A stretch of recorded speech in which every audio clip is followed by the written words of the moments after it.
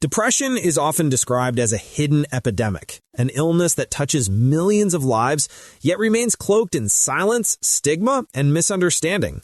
In Malignant Sadness, The Anatomy of Depression, Lewis Wolpert, one of the world's most respected scientists, offers both a deeply personal and profoundly scientific exploration of this condition. What makes this book unique is the dual lens Wolpert brings. He writes not only as a researcher, but as a patient, someone who has lived through the darkness of depression and sought to understand it from the inside out. From the very first pages, Wolpert sets out to demystify depression. He challenges the myths that it is simply sadness or weakness, and instead presents it as a serious medical illness, one that distorts thoughts, drains energy, and reshapes lives. Through his own candid account, combined with insights from neuroscience, psychology, and medicine, he builds a powerful narrative that explains why depression is not just an emotional state, but a profound disruption of the human mind. The book examines the origins of depression, from genetics and brain chemistry to environmental triggers such as trauma, grief, and stress. Wolpert also explores the wide range of treatments, from psychotherapy and medication to lifestyle changes, while never underestimating the complexity and individuality of the illness. His approach is both rigorous and compassionate, making this work not only a scientific resource, but also a beacon of empathy and hope for those who suffer. What resonates most is Wolpert's insistence that depression must be taken seriously. Just as we would treat cancer, diabetes, or heart disease with urgency and care, depression deserves the same recognition as a medical condition. By normalizing conversations about it, he hopes to dismantle stigma and encourage people to seek help without shame. If you have ever wondered what depression truly is, beyond stereotypes and surface-level definitions, this summary will guide you through the insights of Malignant Sadness. Stay with us as we unpack its chapters, blending science, history, and lived experience. And if you find this video valuable, don't forget to like, subscribe, and share it with others, because spreading knowledge is one of the most powerful ways to combat stigma and build understanding. Chapter 1. The Personal Face of Depression. The opening chapter of Malignant Sadness sets the tone for the book with an unusual honesty. Lewis Wolpert does not begin with abstract theories or scientific data. Instead, he begins with himself. As a distinguished biologist and public intellectual, he might have been expected to maintain distance and objectivity, but here he places his own experience of depression at the center, acknowledging that it was this deeply personal struggle that drove him to write the book in the first place. Wolpert describes depression not as ordinary sadness or the natural response to life's difficulties, but something fundamentally different, a malignant sadness, as he calls it. Where grief and sorrow follow an event and fade over time, depression lingers and spreads, consuming every thought and feeling. He explains how depression distorted his view of the world, stripping it of meaning, color, and hope. Even the simplest tasks felt impossible, and the prospect of recovery seemed remote. What is striking in this chapter is Wolpert's insistence that depression is not a moral failing, nor a weakness of character, but an illness, one that alters the brain and warps perception. He compares it to physical diseases to emphasize its seriousness. Just as cancer or heart disease must be treated, so too must depression. By making this comparison, he challenges the widespread cultural tendency to trivialize or dismiss mental illness. The chapter also sets up one of the book's central themes, the gap between the subjective experience of depression and how it is often understood from the outside. Friends and family may see a depressed person as merely tired, irritable, or withdrawn, but the internal reality is far more intense, a collapse of the very foundations of self. Wolpert's personal testimony gives voice to that hidden suffering, making it tangible for readers who may not have experienced it themselves. By beginning here, Wolpert not only establishes the urgency of the subject, but also builds trust with the reader. He demonstrates that his insights are not just academic, but lived. His story becomes an invitation to move beyond stereotypes and face the complex, often devastating reality of depression with both compassion and scientific curiosity. Chapter 2. Defining Depression. In the second chapter, Wolpert turns from his personal account to a broader and more systematic exploration of what depression actually is. The question may seem simple, but as he shows, defining depression is fraught with complexity. Is it merely an extreme form of sadness? Is it a reaction to external events, or a condition rooted within the brain itself? And how can we distinguish between the natural lows of human emotion and the pathological depths of clinical depression? Wolpert begins by drawing a sharp distinction between normal sadness and depression. Sadness, he explains, is a universal and adaptive emotion. It follows loss, disappointment, or failure, and though it may be painful, it usually passes with time. Depression, by contrast, is prolonged, pervasive, and destructive. It is not simply feeling down, but a collapse of energy, interest, and hope. It intrudes upon sleep, appetite, and concentration, and it often arrives without any clear external cause. To underscore this, Wolpert highlights the diagnostic criteria used in psychiatry where depression is recognized as a syndrome, a cluster of symptoms that occur together and interfere with daily functioning. These symptoms include persistent low mood, loss of pleasure, feelings of worthlessness or guilt, and thoughts of death or suicide. By grounding his discussion in medical definitions, he emphasizes that depression is not a metaphor or a figure of speech, but a real and measurable illness. The chapter also explores the cultural misconceptions surrounding depression. Too often, people view it as weakness, laziness, or self-pity. Wolpert dismantles these myths, showing that depression can strike the strong and successful just as readily as anyone else. In fact, some of history's most brilliant minds, artists, scientists, leaders, have battled depression. Rather than being a moral flaw, depression is an affliction that disregards social status, intelligence, or willpower. Yet Wolpert is careful not to reduce depression to biology alone. While he acknowledges the importance of genetics and brain chemistry, he also recognizes that life experiences, losses, and stressors can trigger or worsen the illness. This nuanced perspective avoids the trap of oversimplification, reminding us that depression is both a biological condition and a deeply human experience. By the end of Chapter 2, the reader understands that depression is not sadness exaggerated, but a fundamentally different phenomenon, an illness that deserves recognition, empathy, and treatment. This clarity is crucial, for without it, society risks continuing to underestimate the seriousness of depression and failing those who suffer from it. Chapter 3. The Experience of Depression. In Chapter 3, Wolpert shifts focus from the definitions and distinctions of depression to its lived reality. Here, he seeks to convey the texture of the illness, what it actually feels like from the inside. For Wolpert, depression is not just a collection of clinical symptoms, but an all-encompassing alteration of existence. He describes depression as a distortion of thought and perception. It is not simply sadness or low mood, but a pervasive sense that life has lost meaning and coherence. Everyday tasks, eating, speaking, working become burdensome. Time itself seems to slow down, each hour heavy with futility. Even moments that once brought joy or comfort appear hollow and irrelevant. Depression, in his words, empties the world of significance. One of the most chilling aspects he highlights is the way depression undermines the will to live. Unlike ordinary grief, which still carries the hope of healing, depression often produces thoughts of death or suicide. These are not necessarily dramatic outbursts, but persistent, gnawing ideas that life is no longer worth enduring. Wolpert does not shy away from this darkness. By addressing it directly, he gives voice to the hidden reality faced by many sufferers, a reality often misunderstood or minimized by those who have not experienced it. The chapter also emphasizes the isolation caused by depression. Even in the presence of others, the sufferer feels profoundly alone, cut off from genuine connection.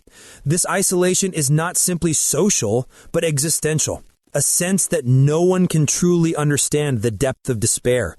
Wolpert points out that this feeling of disconnection reinforces the illness, trapping sufferers in a vicious cycle where loneliness deepens depression and depression intensifies loneliness. Importantly, Wolpert acknowledges that words often fail to capture the experience.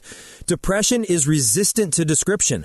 Language seems inadequate to convey the numbness, the emptiness, and the crushing weight. Yet by writing about his own encounters and drawing on the testimonies of others, he attempts to bridge that gap, offering readers at least the glimpse into this inner landscape. By the end of Chapter 3, one comes away with a sobering realization. Depression is not merely a mood disorder, but a profound disruption of selfhood and reality. It changes not just how one feels, but how one sees the world, others, and oneself.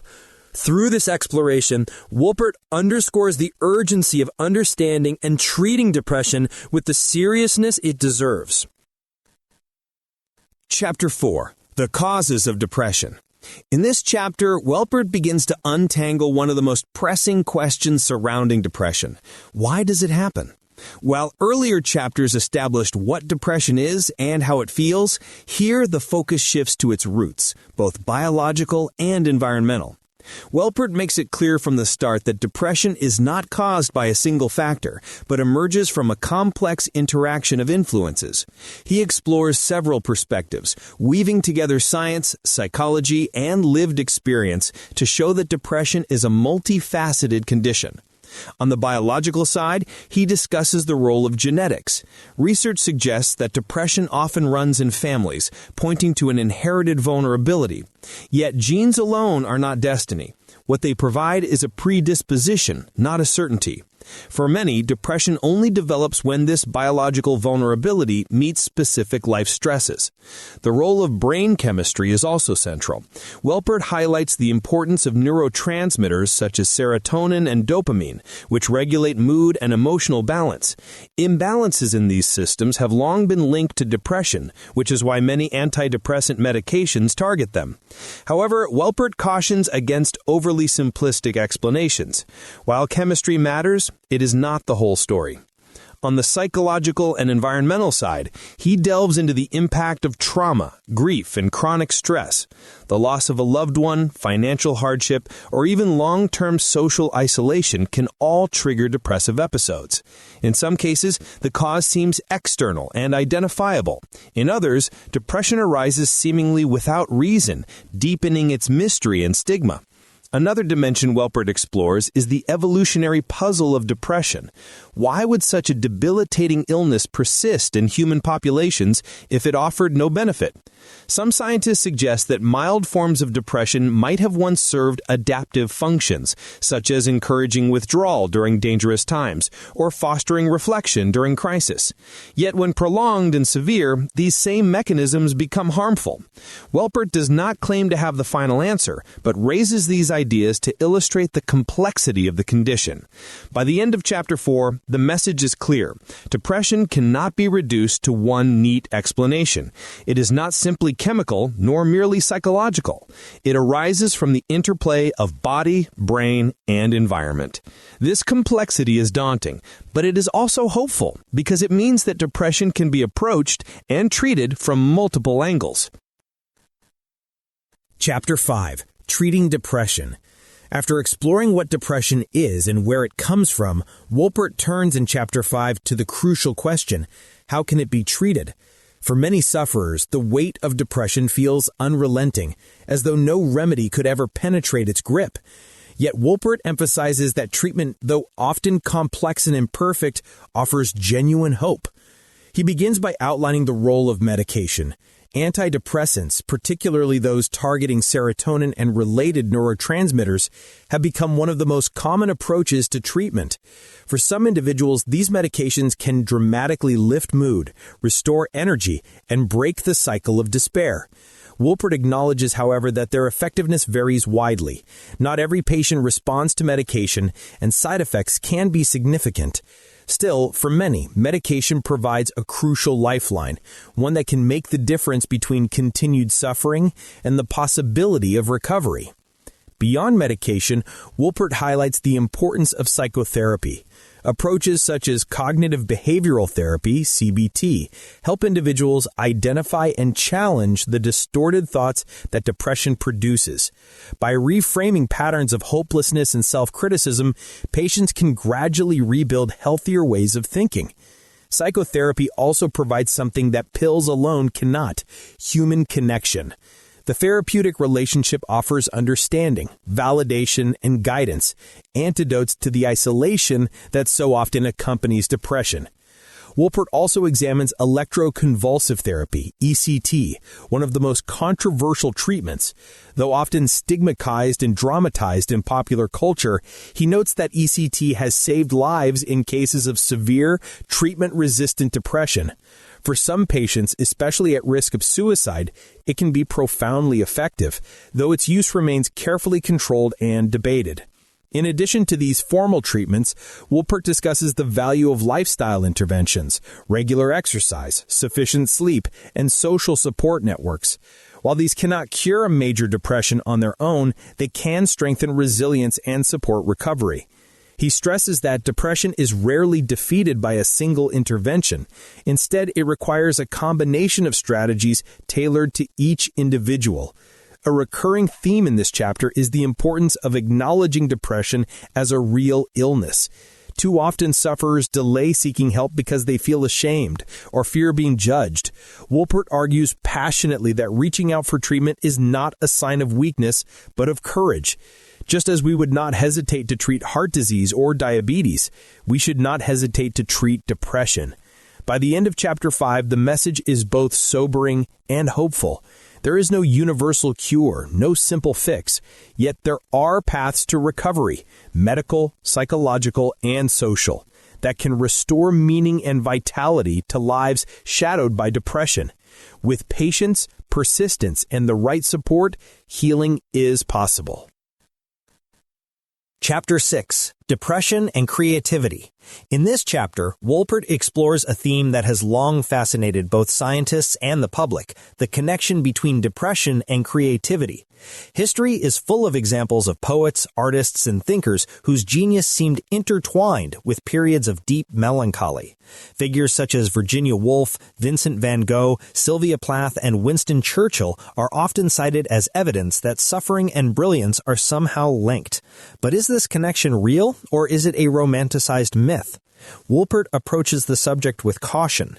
He acknowledges that there is a long cultural tradition of associating creativity with sadness, dating back to ancient philosophy. Aristotle himself once remarked on the melancholic temperament of great men. In more recent times, psychology has explored the possibility that the same traits that make someone prone to depression, sensitivity, introspection, and intense emotional awareness, may also fuel artistic and intellectual expression. Scientific studies, Wolpert notes, do show higher rates of mood disorders among certain groups of highly creative individuals, particularly in the arts. Writers and poets, for example, seem especially vulnerable to depression. At the same time, creative work can provide an outlet, a way of giving shape and meaning to suffering. For some, art becomes not just expression, but survival.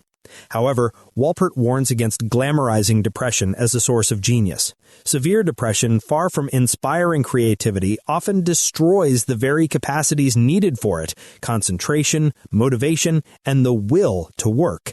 Many who suffer from depression find their talents paralyzed, their ideas silenced by the illness. The romantic image of the tortured artist may capture a grain of truth, but it obscures the devastating reality for countless others. What seems more accurate, he argues, is that creativity and depression share certain traits, but exist in tension. A predisposition to deep reflection and sensitivity may increase both the risk of depression and the capacity for creativity. Yet it is not depression itself that produces great art or discovery. It is the ability to work through it, to transform pain into expression. By the end of Chapter 6, Wolpert leaves us with a nuanced conclusion. While depression and creativity often appear side by side, their relationship is complex, neither wholly destructive nor purely generative. What matters most is how individuals manage their vulnerabilities, whether they are consumed by depression or whether they can channel their struggles into something meaningful. Chapter 7. Depression in Society. In Chapter 7, Wolpert shifts the focus outward, moving from the personal and the psychological to the social dimensions of depression. While depression is experienced individually, its consequences ripple through families, workplaces, and entire communities. Wolpert argues that to fully understand this illness, we must see it not only as a private burden, but also as a public health issue with wide-ranging implications. He begins by pointing out the sheer prevalence of depression. At any given time, millions of people worldwide are affected, making it one of the leading causes of disability. Unlike many physical illnesses, however, depression often remains hidden. The stigma attached to mental illness means that countless sufferers go untreated, struggling silently while their condition affects every aspect of their lives. Wolpert stresses that the social cost of this silence is enormous, not only in human suffering, but in lost productivity, strained relationships, and even increased healthcare burdens. The workplace is one arena where depression's impact is especially visible. Employees suffering from depression may find it difficult to concentrate, meet deadlines, or interact with colleagues. Yet many workplaces remain ill-equipped to recognize or support mental health needs. Wolpert calls for greater awareness, more compassionate policies, and organizational cultures that prioritize well-being alongside performance. Supporting employees through counseling, flexible arrangements, or simple understanding can reduce stigma and improve outcomes for everyone involved. Families, too, bear the weight of depression. A parent's illness can disrupt the stability of a household, while spouses and children often experience feelings of helplessness, guilt, or frustration. Wolpert underscores the importance of educating families about depression so that they can provide support without judgment. By understanding that depression is not a weakness or a failure, but an illness, loved ones can create an environment that fosters recovery rather than deepening isolation. On a broader scale, Wolpert critiques society's persistent failure to treat depression with the same urgency as physical health conditions. He argues that mental health services are chronically underfunded, despite the fact that depression can be just as life-threatening as cancer or heart disease. Suicide, one of the gravest risks of untreated depression, remains among the leading causes of death worldwide, an outcome that could often be prevented with timely intervention and accessible care. Wolpert also highlights cultural differences in how depression is understood and treated. In some societies, open discussion of mental illness remains taboo, while in others there is greater acceptance and willingness to seek help. Yet across cultures, the challenge remains, bridging the gap between awareness and action. By the close of Chapter 7, Wolpert makes a powerful call to action. Society must confront depression not as an individual failing, but as a collective responsibility. Breaking stigma, expanding treatment, and fostering compassion are not optional luxuries. They are essential steps towards building healthier, more humane communities. Chapter 8. The Meaning of Depression. In this final chapter, Wolpert steps back from the clinical and social analyses of previous sections to reflect on the existential meaning of depression. After exploring its symptoms, causes, treatments, and social impact, he confronts the deepest question of all: what does depression tell us about the human condition? Wolpert begins by acknowledging that depression is not just an illness of the mind or brain, it is an experience that strikes at the very core of identity and meaning. For those who endure it, depression often feels like a negation of self. The world becomes stripped of purpose, and the individual is left wrestling not only with despair, but with profound questions about life's value. He observes that depression challenges many of the assumptions on which human life is built, that progress is possible, that happiness is attainable, that meaning can be found. For sufferers, these assumptions collapse, leaving them adrift in what feels like an empty, hostile universe. Wolpert, drawing on his own struggles, describes this confrontation with meaninglessness as one of the most terrifying aspects of the illness. At the same time, Wolpert suggests that depression, though devastating, can offer a lens through which to understand the fragility of human existence. Unlike physical pain, which warns us of injury, depression reveals the vulnerabilities of the mind and spirit. It exposes the dependence of meaning and hope on delicate balances of biology, psychology, and social connection. In this sense, depression is not only a personal affliction, but also a mirror of the human struggle to find purpose in a world that can feel indifferent. Philosophers, theologians, and writers have long grappled with the same questions that depression thrusts upon its sufferers. Why are we here? What makes life worth living? How do we endure suffering? For Wolpert, depression sharpens these questions, but rarely offers answers. Yet the very act of seeking meaning through therapy, relationships, creativity, or spirituality becomes part of the recovery process. Importantly, Wolpert insists that finding meaning does not diminish the reality of depression as an illness. It is not a test of character or a moral failing, but a medical condition that demands treatment and compassion. Still, recovery often involves more than medication or therapy. It involves reconstructing a sense of purpose, however fragile, that can anchor one to life. In closing, Wolpert returns to his central message.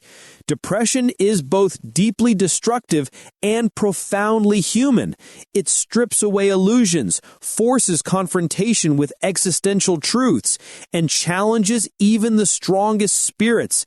But with recognition, support, and treatment, recovery is possible. And perhaps in the struggle against depression, there lies a testament to the resilience of the human spirit, the ability not only to survive suffering, but to rebuild meaning in the aftermath.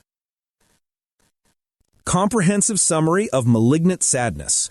Lewis Wolpert's Malignant Sadness, The Anatomy of Depression, is not simply a book about an illness. It is an exploration of the human condition through the lens of suffering. Drawing on his personal battles with depression, as well as scientific, cultural, and philosophical perspectives, Wolpert crafts a narrative that is at once deeply intimate and broadly universal. Across 8 chapters, the book unpacks depression layer by layer. In the opening chapters, Wolpert defines depression not as ordinary sadness, but as an illness that can devastate the mind, body, and spirit. He explains its biological underpinnings, imbalances in brain chemistry and genetics, while also acknowledging the role of personal experiences, trauma, and loss. Depression, he reminds us, is both a medical condition and an existential crisis. As the book progresses, Wolpert examines the social consequences of depression.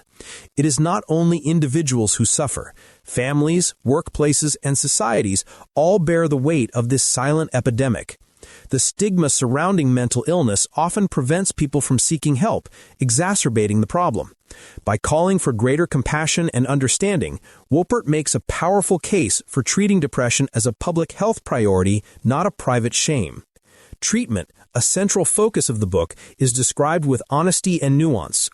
Antidepressants, psychotherapy, electroconvulsive therapy, and lifestyle interventions all have their place, but none provide universal solutions. Recovery, Wolpert emphasizes, often requires persistence, patience, and a combination of strategies. Crucially, it also requires courage, the courage to acknowledge the illness and to seek support despite stigma. One of the most thought-provoking sections of the book is Wolpert's discussion of depression and creativity. While history offers countless examples of brilliant figures who struggled with melancholy, Wolpert warns against romanticizing the illness.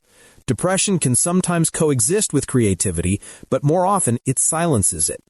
The true achievement lies not in suffering itself, but in the ability to transform pain into expression and meaning. Finally, Wolpert moves into the philosophical terrain of depression. At its deepest, depression strips life of meaning, confronting sufferers with the starkest questions of existence. Why live? What gives life value?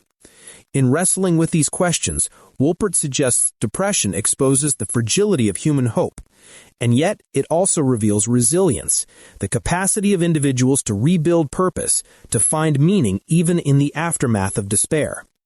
The overall message of Malignant Sadness is clear. Depression is both an illness and a profound human experience. It cannot be reduced to simple biology or dismissed as weakness. It is complex, devastating, and deeply misunderstood, but it is treatable and recovery is possible. By weaving together science, philosophy, and personal testimony, Wolpert offers not just analysis but also empathy, helping readers see depression with new clarity and compassion. If this exploration has given you deeper insight into the nature of depression, consider supporting the channel. Like this video, share it with someone who may benefit, and subscribe for more thoughtful book summaries that bring knowledge and empathy together. Your engagement helps spread awareness and keeps these important conversations alive. Because in understanding books like Malignant Sadness, we take one step closer to understanding not just mental illness, but ourselves.